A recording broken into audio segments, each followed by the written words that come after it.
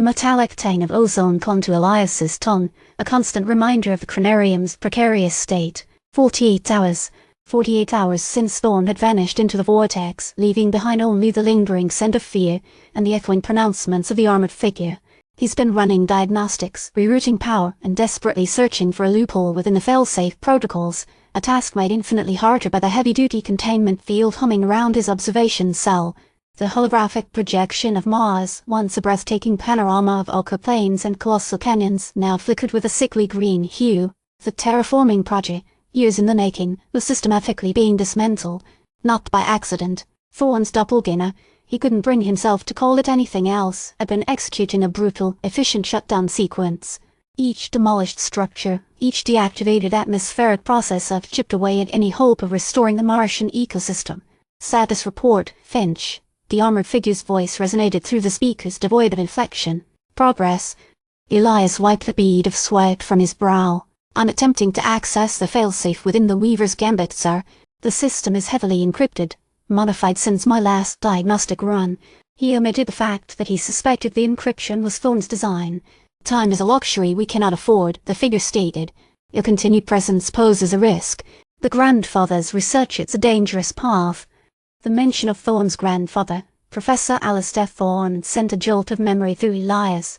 A brilliant but eccentric mathematician, Alistair had vanished decades ago, leaving behind cryptic notes on Sumerian mathematics and temporal resonance. Elias had been tasked with cataloguing those notes shortly after joining the Chronarium. He's been scouring those notes, now desperate to find a clue to what Thorne's double intended. Sir, I'm detecting anomalous energy fluctuations emanating from the Sumerian resonance frequency chart within Professor Thorne's research, Elias reported, his voice trembling slightly. It's a vibrational key, a mathematical equation. I believe it might be connected. The figure was silent for a moment. Access the data. Forward it to me. As Elias worked, the holographic projection of Mars shifted again. A new type of drone, sleek and predatory, materialized in the Martian sky. They were far more advanced than anything Thorne had ever designed. He recognized a signature of his grandfather's calculations within the flight patterns.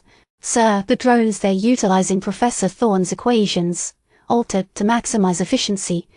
The looming weeds, a resonant, ancient voice echoed, seemingly originating from the projection itself. It was a phrase from one of Professor Thorne's recovered tablets, a saying about the cyclical nature of time and connected events. Elias shivered despite the stifling heat. He finally managed to isolate the vibrational key, a complex series of interwoven waveforms that resembled a distorted map. It felt familiar, each act against a series of equations he's been attempting to decode. There was a resonance, a deep, unsettling harmony. Suddenly, the containment field flickered. Alarms blared. Containment breach. Containment breach. What's happening? Elias asked, panicked.